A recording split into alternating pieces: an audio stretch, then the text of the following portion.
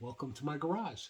It is the middle of the night, and my game just finished up. We finished up a little early today, and I guess y'all are gamers, so it shouldn't surprise you to know that a little early means, I don't know, about midnight. I got a cold. Bad cold. I'm not going to be able to sleep tonight. I know it. And I can't go downstairs because my wife can't get sick. So I'm sleeping up in my office tonight.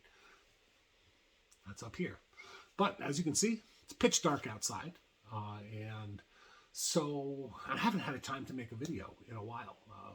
Not that life's been particularly crazy. It's just I'm a dad and I don't have a lot of time for making videos during the day. But hey, we finished up Dungeons & Dragons a little early tonight. So let's talk about, tabletop role-playing games tonight or not. Okay, so usually I do talk about tabletop role-playing games, and that is kind of, sort of, maybe peripherally the subject tonight, but it's not the subject tonight. You all have heard me badmouth 3rd edition a lot. If you've been following me for a while, you know that I wasn't a big fan of 3rd edition when it came out. Its lack of backwards compatibility with the earlier editions of the game, which were all backwards compatible and cross-compatible with one another, that disappointed me a great deal. So, I didn't really consider 3rd edition to be Dungeons & Dragons. Not at first. And looking back, I still don't in a lot of important ways. But it did give us something new and unique. Even though it wasn't backwards compatible with Dungeons & Dragons, it still was, how shall I put that? The gameplay still felt a lot like Dungeons & Dragons. What you'll hear me complain about when it comes to 3rd edition, aside from the lack of backwards compatibility with previous editions, was that it was a little too computer gamey.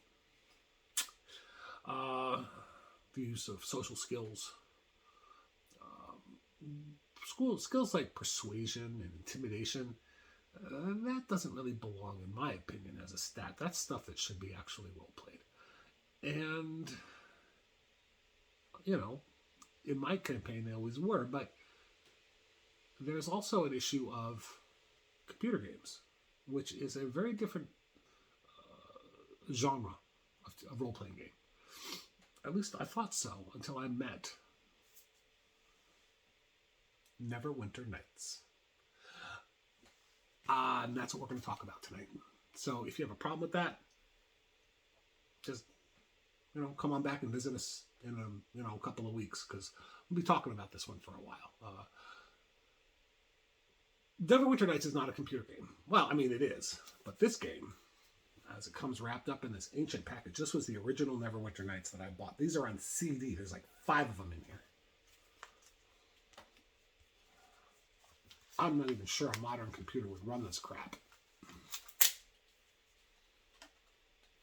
There we go. Okay. This is back to the days of yore. We're not talking very much technology past the floppy disk. This is 2002 I bought this. It's one of the few things I bought back then that I still have. And as a computer game, it's awful. Awful. I mean, awful. I expected more from Bioware.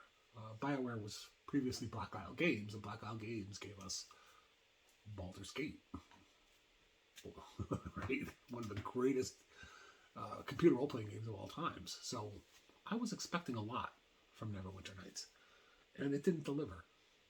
But it didn't deliver as a computer game. The plot was lazy. Characters were two-dimensional. Themes were ham-handed.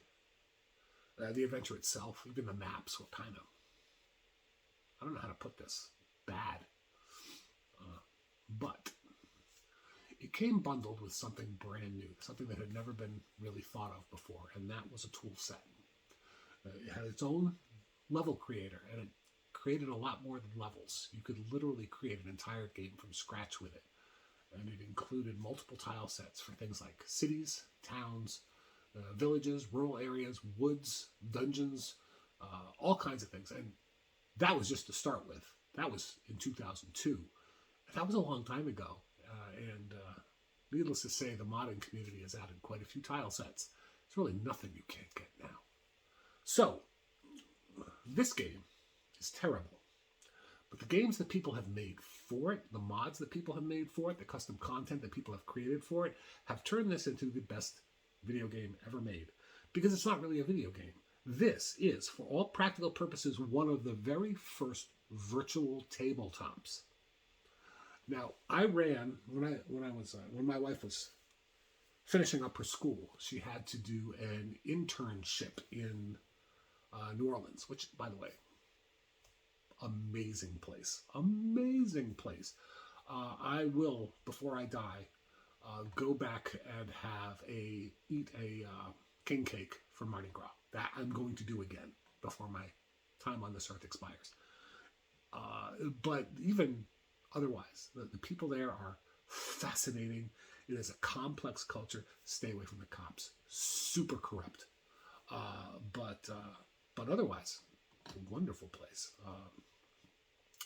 The weed wasn't very good, at least not the weed that stay away from the weed. But one of the things I lost when I went to New Orleans was my gaming group. I moved from Florida to New Orleans. I had nobody to play games with.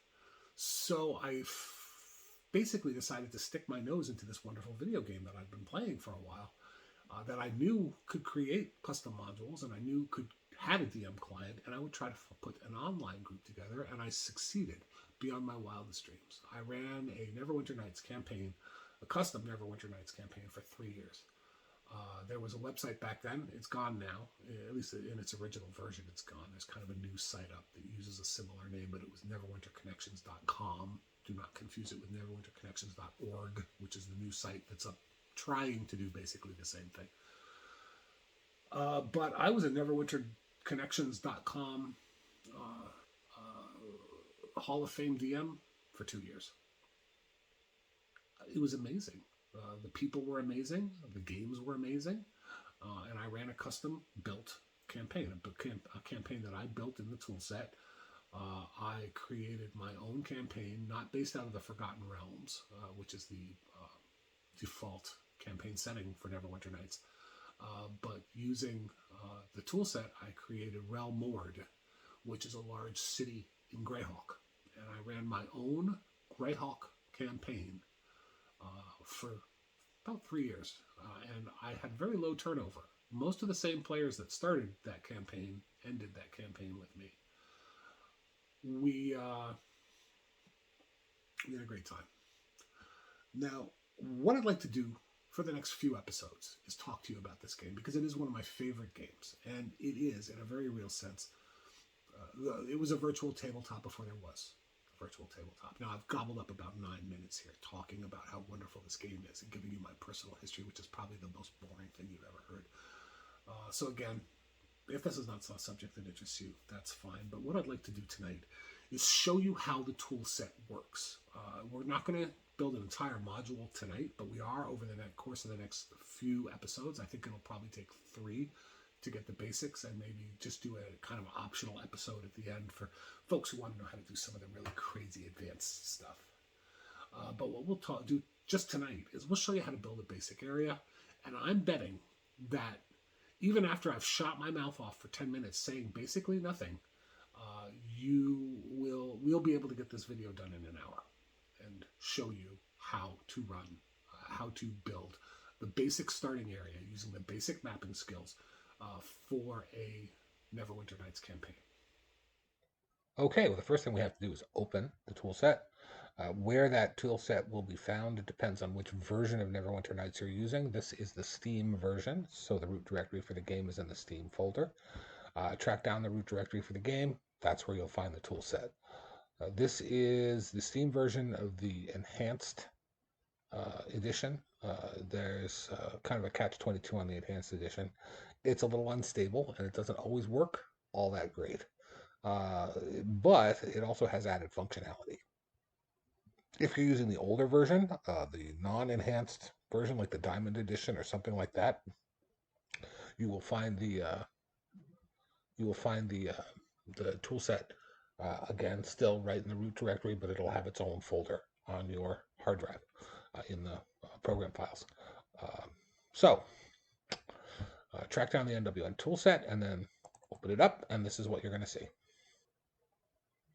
Okay, that's because, like I said, this does run a little unstably. I've already erased the module that I was working on before because this is my second crack at making this video, and the system crashed the first time. It's also is an older computer, and it tends to overheat pretty easily, so I'm just going to have to record it in chunks. We're going to create a new module, and we are going to call it Grumpy's Sample Module.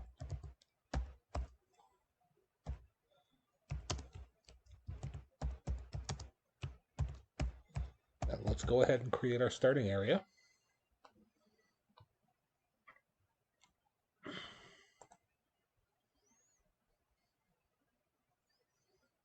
We're going to open up the area wizard. We're going to choose City Interior. These are all various tile sets which are available for use. We're going to choose a City Interior, and we're going to call it Inside the Inn. We can change that later, but you're going to want to give your areas working titles. It makes it easier to link the areas together inside the toolset. And it looks better during the loading screens.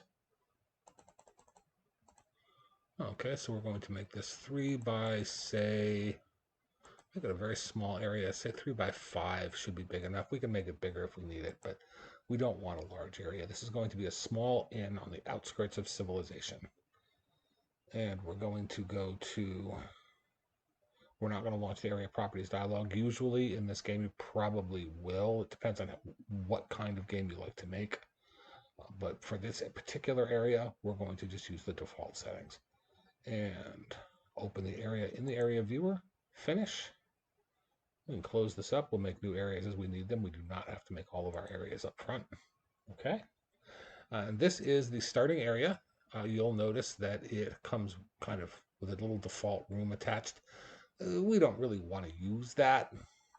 So we're going to go ahead and erase that. Now, there is an eraser tool, but that's not what we need here because this is painted terrain. Instead, we're just going to replace the areas that have already been created with a wall. Now, there's 3 types of terrain that we can place. The first step is to actually put out the layout, and that would be just a matter of placing terrain. There's features. Features are 1 by 1 blocks of prearranged terrain, pre-modeled terrain. Groups are the same thing, pre-modeled terrain, but they are larger than 1 by 1 blocks. And then there's painted terrain, which is where we're going to start. We're going to go to painted terrain. We're building an inn, so we're going to choose the ground for the inn. And we're just going to go bloop. Oh, oops. Try to keep a steady hand. A slight slip. Oh, there we go. 1 and 2. Okay.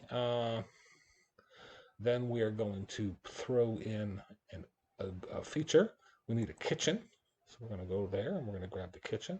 Now, these are pre-made areas.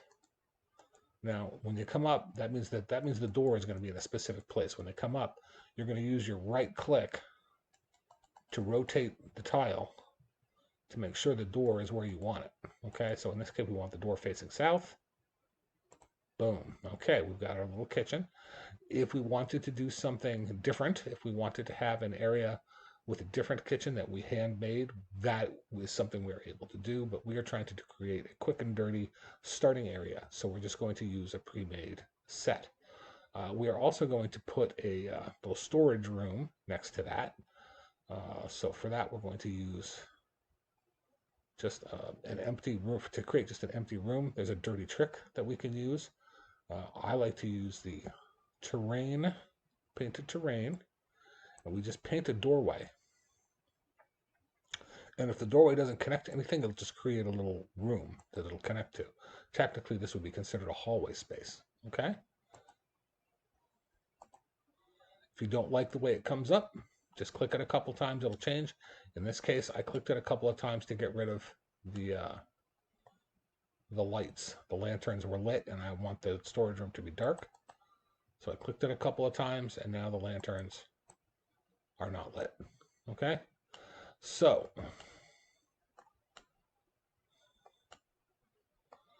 what else are we going to do? Well, we're going to put in a little hallway here. So we're going to use the corridor terrain for that.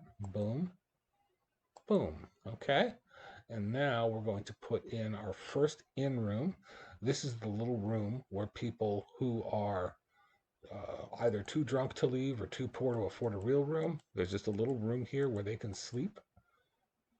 Okay. This is your cheapest rooms. This is like your 1 copper piece a night peasant room. There's no beds, no furniture. You just lay down on one of the benches and go to sleep. If all the benches are taken, you can have a spot on the floor. Okay, so moving on, we're going to create a slightly nicer room. Now, for you to use that, we're going to grab the group called. Well, let's create the biggest, nicest room in the inn next. We'll call that a group. That's going to be a 1x2 room, and that's going to be the inn room 1x2. This is not the one we want. You'll notice that the door is in the wrong place. What I'm looking for is this room, where the door is on the side. Okay, we're going to put this in here, and this is not a living room. This is the inn room. There's nothing here but a big table. Okay.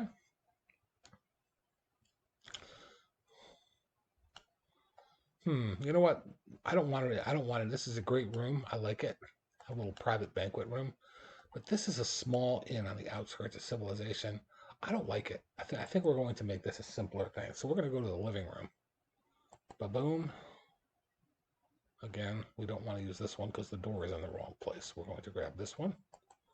And then we're going to use our right click to move it around a little bit. I'm going to plop that. What? I did the kitchen. That's the large kitchen. I didn't want to use that. I want to use this one. No. This one. Bingo. Use the right click. Plop that in there. And boom, we've got one large room. This will be the nicer room. And then we're going to do 2 smaller rooms. And we'll just use the group, the feature room. There's a feature living room. Boom, here. And we'll just place 2 of those. One here. Boom, one here. Boom. And we'll make these rooms that people can... these are rooms that people can rent. We'll have the doors locked down the road. This is just something I'll show you how to do. We're not going to worry about it tonight, though. And the players will be able to rent keys and use the rooms. We'll put storage containers in there. But none of that is what we're working on tonight. Tonight, what we're going to do is we're just going to spawn the player in the cheapest room, and that's where the game is going to start. Now, to do that, we're going to paint the start location. That's this little symbol here. We're going to plop that down right in here. Ba-boom. Okay, and we're going to use this little symbol here to turn it so that you're facing the door. And when you come up, when you initially come up, you're going to come up in this little room facing the door. And any player that logs into the server, this is where they're going to start, in the inn, in the cheapest room. Okay? Now, let's throw in some doors.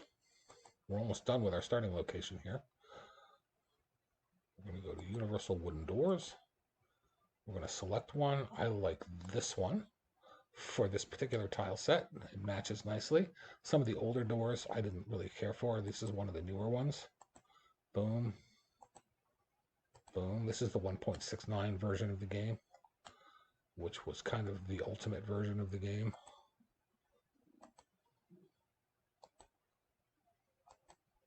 Now there is a community expansion pack. It's a hack and it's wonderful, and I will show you how to incorporate that kind of thing. But this is vanilla. For this, we're just using vanilla NWN. So there you go. And placing the doors is ridiculously easy.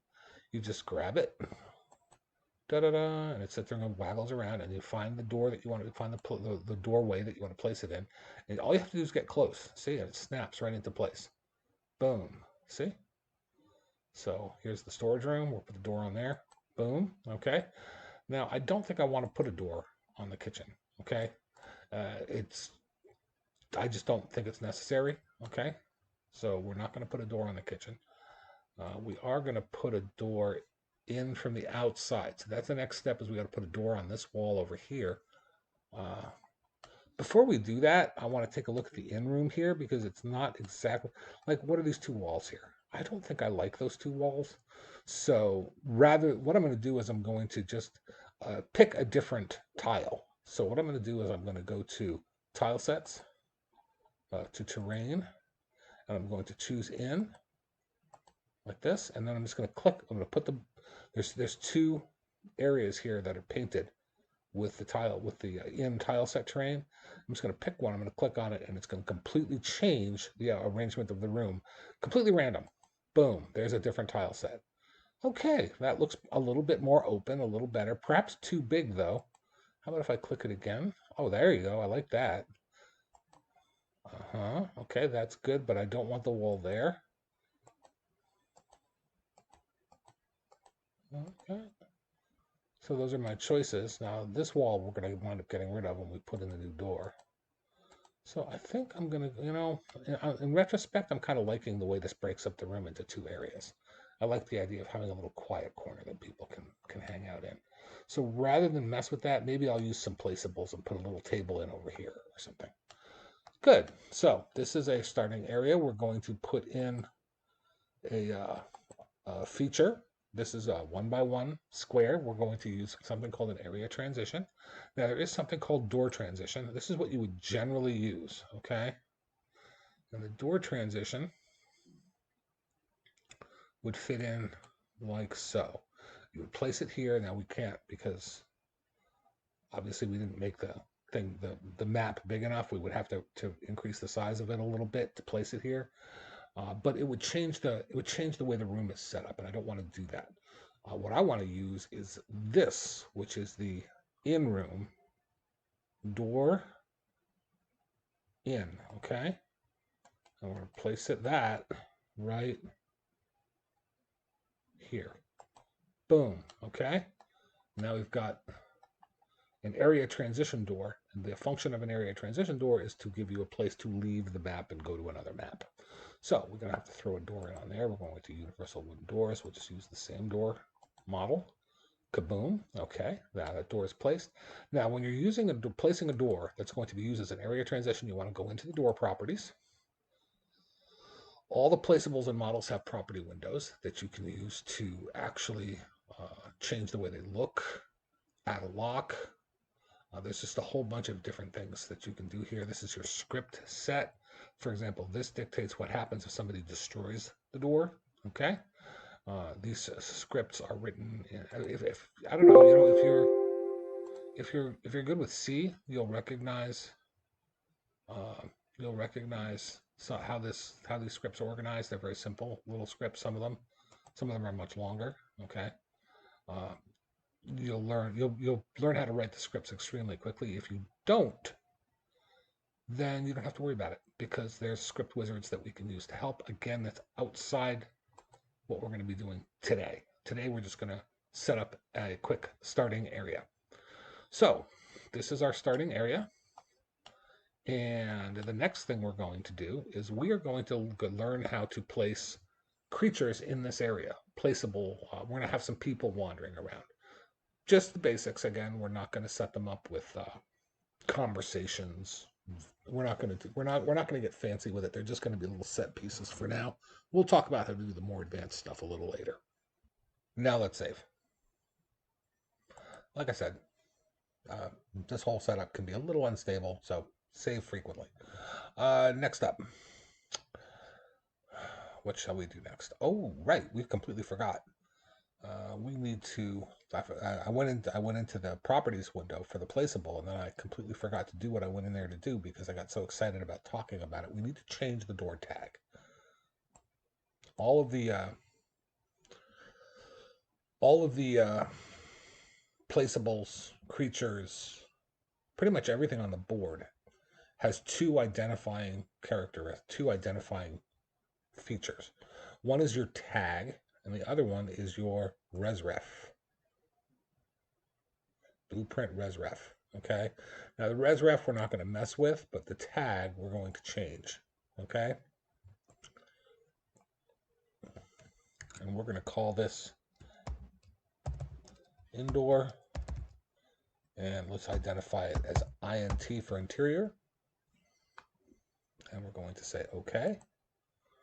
Good. Okay, so now that will make this door easier to find and link to when we're building our area transition from the outside of the building. And you know what? Let's go ahead and put in, well, let's go ahead and save again because why not? Okay, creatures. We're just going to throw down some NPCs for this area. Monsters, obviously, which we're not using yet. We'll get around to how to use those. There's two ways to use those. You can either simply place the monsters, or you can use a little bit more complicated scaled encounters. There's advantages and disadvantages to both.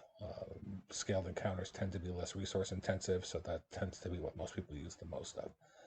But what we're doing here is placing just NPCs. Now, these are just going to be set pieces. Now, these are generic models that we can use. You do not have to use generic models. There are also dynamic models, so you can literally create your own. You can literally create your own models. We'll show you how to do that real quick too. But for the time being, we're going to use generics. So we're going to grab the innkeeper here, and we'll place him, say, over here near the kitchen.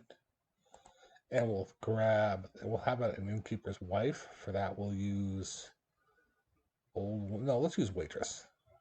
Okay, so this will be, and we'll put her in the kitchen here.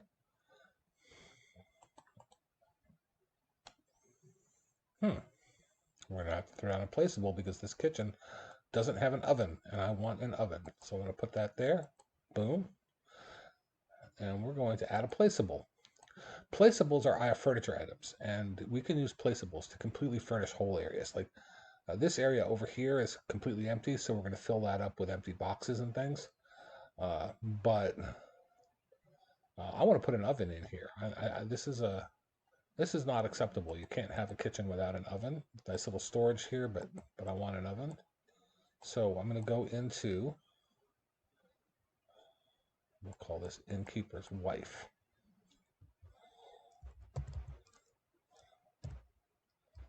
We'll give these folks actual names. And by the way, there's a function here where if you want to give people actual names, you can just click this button. Boom, NASA. Boom, right? It'll automatically give them an actual name. Most players will use this as a tip-off that these are meaningful characters. I'm going to copy her last name here so I can use it for the innkeeper also.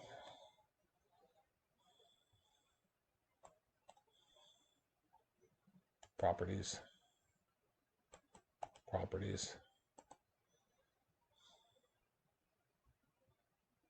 Give a random first name. Again, we can change these later if we don't like them. Use the same first name as the mama. There we go. Now, on a real inn, of course, there'd be a whole other level. There'd be rooms where the family lived, etc.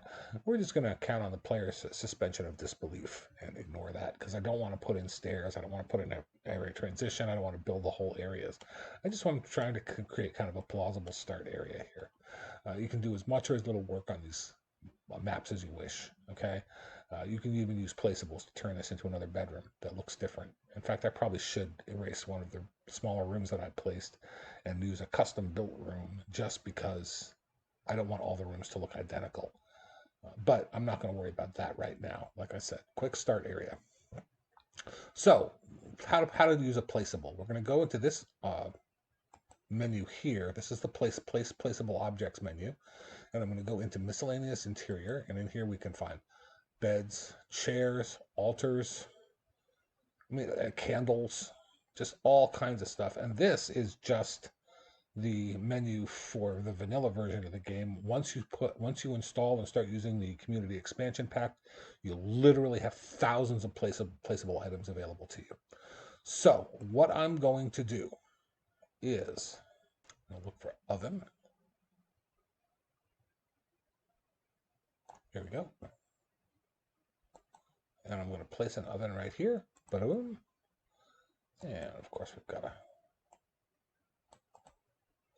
Now, I want this. Normally I don't mind things being a little bit off. I don't demand that everything be kind of perfectly set up because it makes the place look more organic. But the oven I want to be laid out pretty perfectly. So I'm going to go into adjust location. Boom. And I'm going to go into bearing. And I'm going to change that to 270 degrees.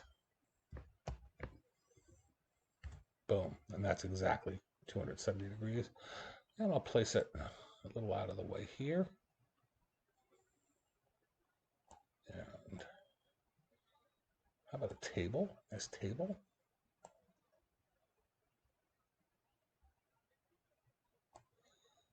No, the tables look a little different. That's a big, heavy stone table. I don't want that.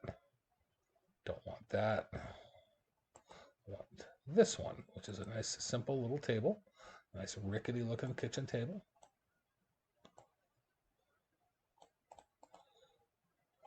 Once we install the community expansion pack, we will be able to, now this is, I don't want to be perfect. I want this to be just a little bit off. Okay. Even if it's just a few degrees, it'll be enough to fool the eye and make the whole scene look more organic. Let's see. And how about a pot? Small clay pot. Boom. That's good, but I want to put it a little over on the corner. Boom. And there's a bread model I would like to put on there, but I don't know if it's part of the expansion pack. Bread broken. Yeah, it's not on here.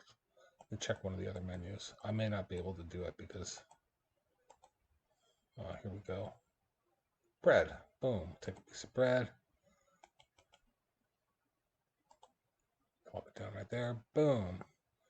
Spin it around a little. There. That looks reasonably kitcheny. Got a piece of bread. Got a bowl with some food in it. I mean, we can go nuts with this, right? Let's not go nuts with this, but we've got some placeables down. We've personalized the kitchen. We've thrown in an oven. We've got our innkeeper's wife here. We've given them names. Okay, let's throw in a couple of customers. Like I said, we're kind of in the middle of nowhere. There might be some small outlying farms and maybe a castle nearby where the local villagers are tended to by some lord. So what we're going to do, let's grab another table.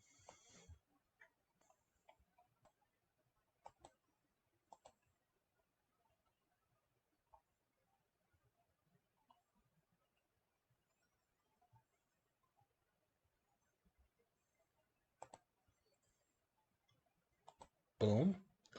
And a couple of chairs.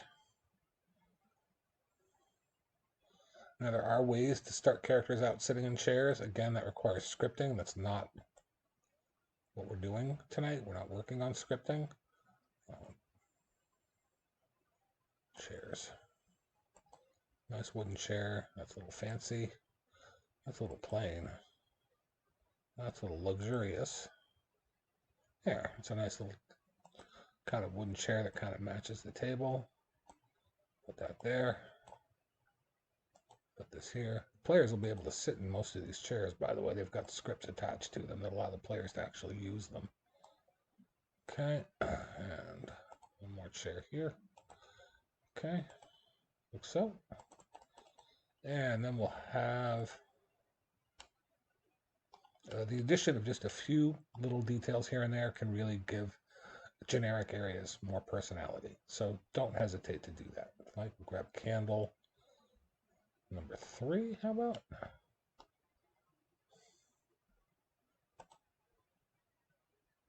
Boom. And that has a little, that'll give the room a little light.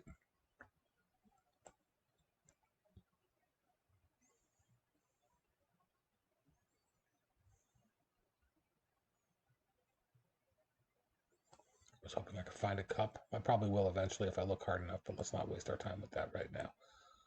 Plenty of time for that kind of thing later. What we're really talking about here are the people. So we're going to add a commoner.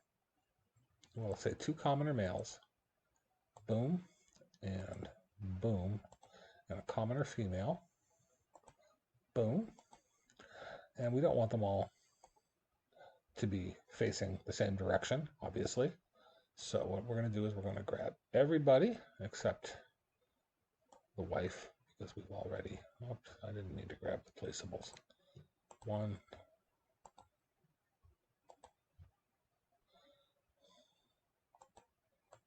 just grab these three guys together. Boom, we'll hit this button and that'll scramble them. So they're all facing in different directions. Okay, do the same thing for this guy here. Boom. No, not everyone's facing in the same direction. Now this is just where they're going to come up. They usually come with scripts attached, so they'll start wandering around once the player spots them. So, and you know what? Let's arrange these guys a little more so they look like they're having a little chit chat, because they will interact with each other. So let's face this guy this way, this guy this way. Okay, and then we've got these two guys here that are identical. I don't want that, so I'm going to use a dynamic model for one of them. So we go into properties, appearance. We're going to switch from human male 01 to simply human. Boom. Generic human male. We're going to change the head. So we're going to go into appearance, head, and we're just going to pick a different head. Okay, that'll give him a slightly different look. And I'm going to change his clothes so that he's not wearing a sleeveless. I just don't like this is the commoner's outfit. I just don't really like it. So I'm going to replace it with a armor, clothing, commoner's tunic, which has actual sleeves on it. Let's just pop that on. Okay. Yeah, see, now we got some actual sleeves on there. I gotta turn that off. I'll do that next time. You don't want to keep hearing that ding ding. I've gotten used to it.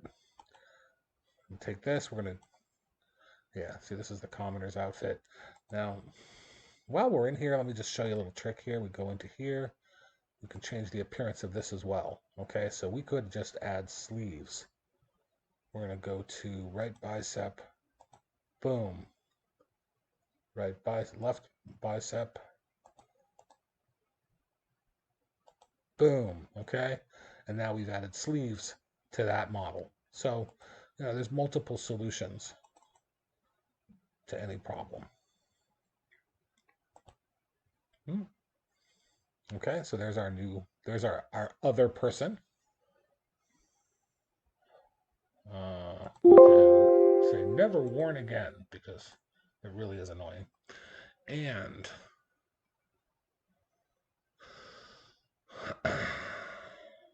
gonna go ahead and drop this in the trash. Okay, I'll use the slightly modified version of the outfit. So we take that, we just drag it into that little trash bin there. Boom. Okay. So there's our three guys.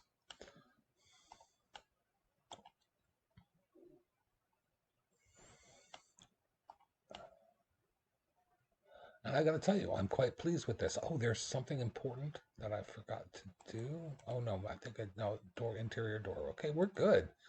This area is basically done. So we're going to save, and then we're going to go to the outside of the building, and we're going to build a little outside area, and we're going to transition the two together. We're going to create a new area. We're going to use the area wizard. We're going to select a new tile set. We're going to use roll.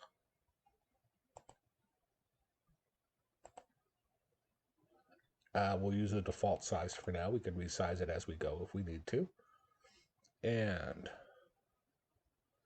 we are going to launch the area properties this time. Good. These are scripts. This is the basic settings. Advanced settings. We're going to check no rest. This is not a rest area. If you want to rest, you got to go inside the inn. Okay, and there we go. So we're going to place our inn. We're going to go to groups, inn.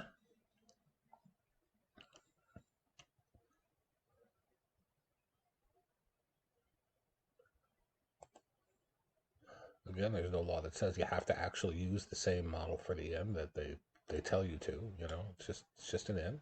Okay, there you go. Oh, there's a back door. Okay, we're going to have to do something about that. And what I'm going to do, I'm going to change this. Go to in. Flip it around there so the door's in the right place. I'll put it right about there. Boom. Okay, we're going to put a road in. So we'll paint the terrain. Road. And the road starts here.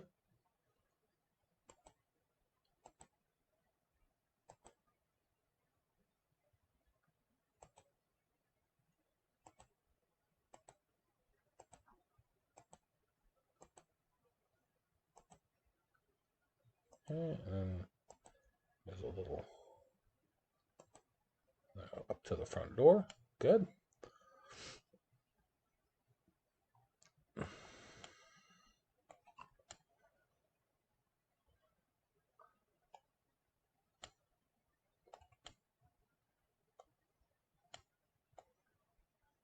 Door's in the wrong place. I should have looked at this before I painted the interior.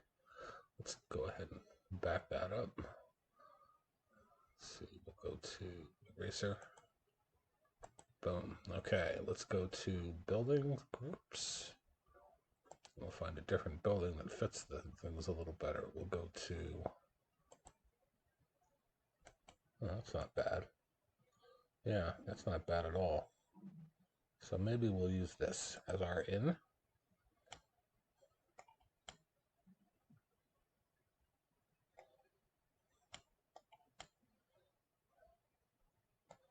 Still going to have to throw in a back door. So yeah, we'll use this as our in, okay? That way we don't have to rebuild the whole first area. Yeah, and there's a little space out back where they can take care of your horses. We can even throw some fences in if you want. Anyway, we're going to throw a door in here.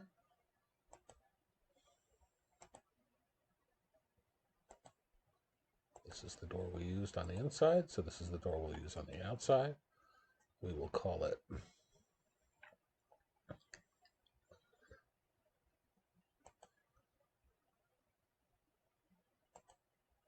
changing the tag, not the name, to in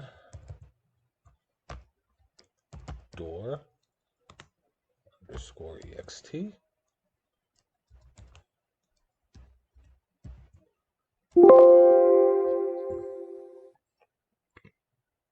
There we go. And let's throw in a back door too, and we'll add a back door to the storage room on the inside. We'll call this one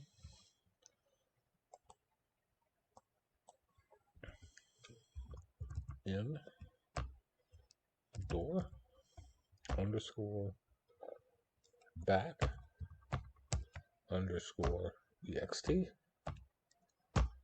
Okay.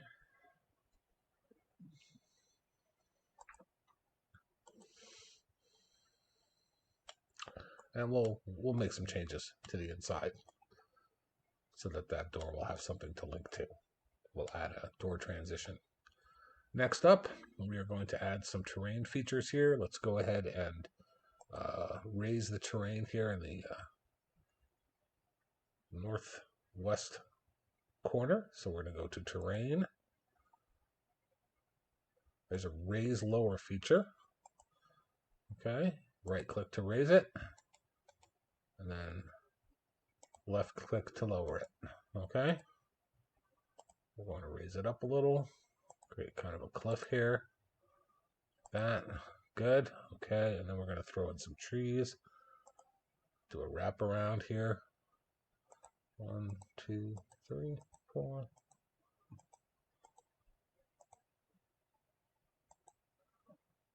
Give it some shape.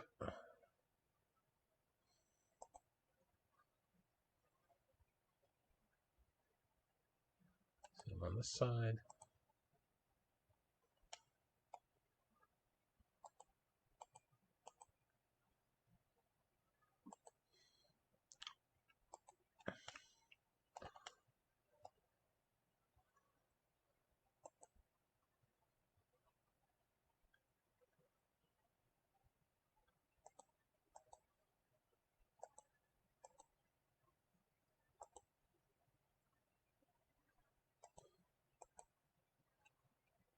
we'll put a little niche here where the innkeeper's child likes to play. So right there, there.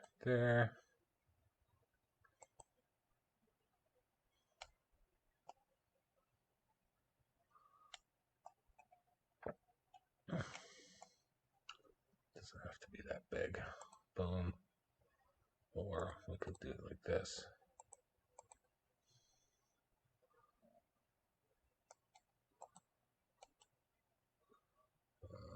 Switch to grass.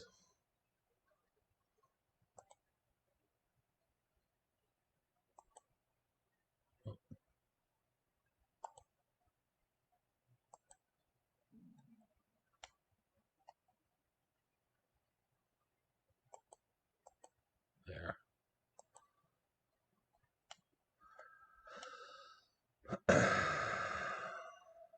Okay.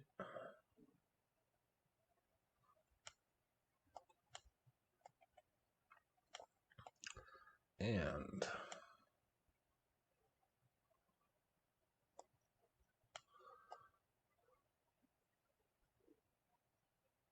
go to placeables.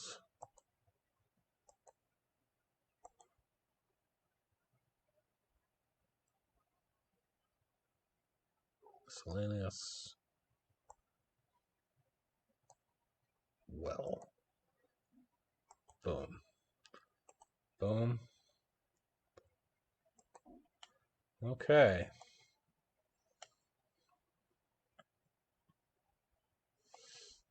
This is nice. And that's all there is to it. Okay, so we've created a little area. Now what we're going to do is we're going to link the doors together. So go to this door, select it, properties. We're going to go to area transition. We're going to select set up area transition. We are going to go to inside the inn. We are going to select indoor, interior. Okay. This requires that the current area be saved. Okay. And now we are going to go to edit, area properties. And we're going to change the name from area 001 to outside the inn.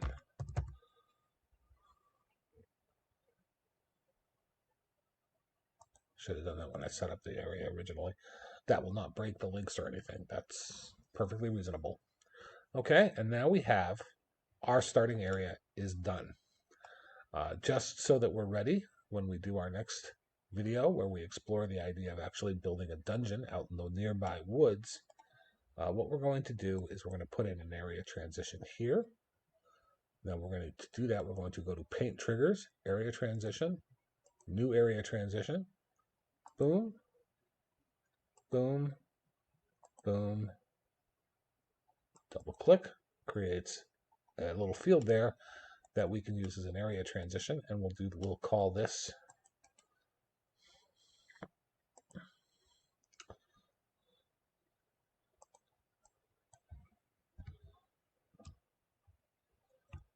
in area, and this is the west transition.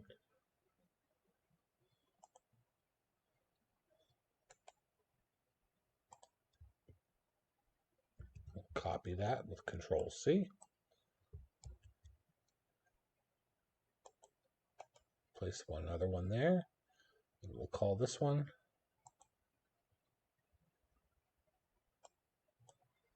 in area east. Okay, and now we've got two area transitions, one to the east, one to the west, and we can use those to place new areas so that when the players click on those area transitions, the party will be moved to that area. Now, right now we're working on a single player adventure, but there are ways to set this up for multiplayer co-op, which if you are going to do a Dungeon Master setting, that is something you're going to want to do. And we will talk about how to do all that stuff in another video. But I wanted to show you how ridiculously easy it is to set up a starting area. And let's just use the test feature to show you how this is going to work. We're going to go to Tools. No, where's the test wizard? Test. There's a build. Here we go. Test module.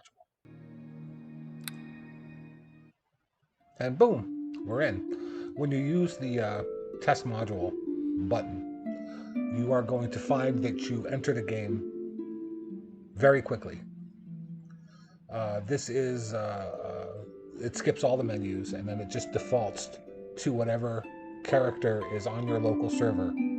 Just defaults to the first one in alphabetical order. This guy is actually a character that I used to develop a higher level module. So he's actually a pretty high level paladin. I think he's an 8th level paladin, and his name is AAA. That's how I made sure that he would pop up first in alphabetical order. If you don't have a special character for it, the character you're most likely to find as your default character for testing modules is a first level wizard named Alluvian Darkstar.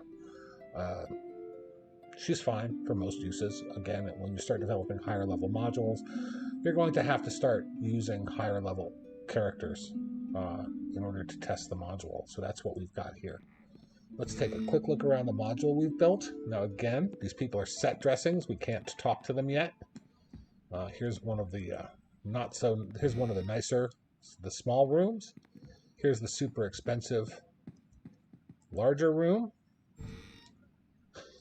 And I will show you how to put containers in there that people can use to store their stuff, and how to set up the characters with conversations. This guy will set him up with a conversation so he can give us keys to open those doors that we just opened up, so we can rent a room and use the storage inside it. Plus, we'll set him up as a shop so he can buy and sell goods. We'll also add a new NPC, somebody that we can use as a quest giver, so he can open up the western areas to actual exploration. So we can actually reach the dungeon area. We'll show you how to set up some outside areas that lead with some basic encounters in them that will lead to a wooded area, and the wooded area will have a dungeon in it. That'll teach us how to use a couple of different tile sets. As you can see, the area transitions are already set up. They're working. So we just go to the door, we go through, boom, we're outside. There are sound effects. I've turned the sound way down because it tends to stomp on my voice, which obviously you wouldn't want to stomp on my voice, because my voice is so awesome and everybody's so interested in what I have to say. It does have music. It does have background sounds. You can change both. Plus, there's sounds of feet stomping through grass. There's sounds of doors opening and closing. I'm going to shut my big mouth and go through a door here so you can hear it.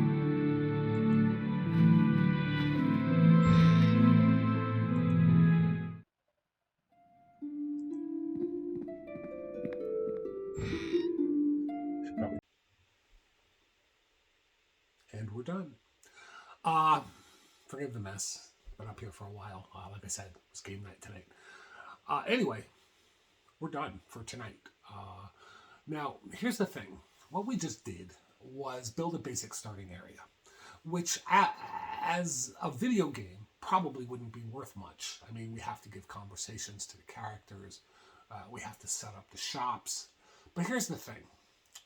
Neverwinter Nights has a Dungeon Master client, which means that as Dungeon Master, I can go in there and I can spawn items on the players. I can take money from them. I can give money to them. I can spawn monsters on the board. I can possess the non-player characters on the board and speak through them. What that translates to is I don't need to do anything more. If you want to skip the next video entirely, you can. The next video, we're going to talk about doing neat things like attaching conversations to the characters, setting up shops, just basic how to throw additional details into the game. For example, the innkeeper is going to be able to sell you a key. There's going to be a couple of new quest characters added that will tell you, you know, here's what I need you to do. Go do it. And how to use the journal editor just so that when they accomplish milestones along the way, ding, a little notification will come up telling them and recording for them what had happened. But you don't have to do any of that stuff. This is not stuff you need to do to use this as a virtual tabletop. All you need to be able to do is build a map, plop down some characters, and put in encounters. And you can do that using the tools that I've given you right here. You don't need to go a whole lot further. That is the beauty of Neverwinter Nights. It is not really a video game. I mean, it can be used to make one, but if all you want to do is this, you can. We will talk more next time around. I will show you, if you're interested, obviously, how to create some more detailed kind of video gaming elements. You can't really entertain more than one player at a time. So while you are possessing a non-player character, the other players may want to pop back to the inn and access the store. So it's nice to have the store open automatically. Doing nitpicky little things like giving the characters keys and taking their money in exchange for, to give them a room, that's annoying. And it's fairly easy to set up a conversation file that'll do that for you. So all you have to do is walk up to the innkeeper and say, I want to rent a room. Innkeeper says, innkeeper knows which rooms are available. There's ways to use variables to determine that. And if the rooms are still available, they'll just say, sure, here's, the key, 5 gold pieces, 20 gold pieces for the night's room, whatever. Teach you how to put down some containers so players have places to store their stuff. They don't have to carry all their stuff around with them. And also a way to lay out some containers that just decorate, just lay out some decoration. Build some new areas. I won't make you watch that. I'll build a bunch of new areas for the next game. And I'll just give you a quick tour. Anyway, that's it for tonight. I hope you've enjoyed it. I certainly have enjoyed doing it. I realize it's a ridiculously long video. So, again, I do have some downloads down there if you want to take a look at them, but they are all related to Neverwinter Nights. So, if this is not a subject that interests you, I don't even know why you're still here. Go home. The movie's over. Anyway, we're done. So, go home. The movie's over. And if you want to join me next week, that'd be awesome. And if you don't, I'll be back to tabletop role-playing games probably in 3 more episodes. Thanks for coming. Like and subscribe. I realize I'm probably not going to get a lot of likes, views, and subscribes on this particular video, but I don't care because I love this stuff with a passion. And I really want 1 or 2 of you to learn to love it too. So come on back next week and we'll do some really cool stuff with the Aurora engine.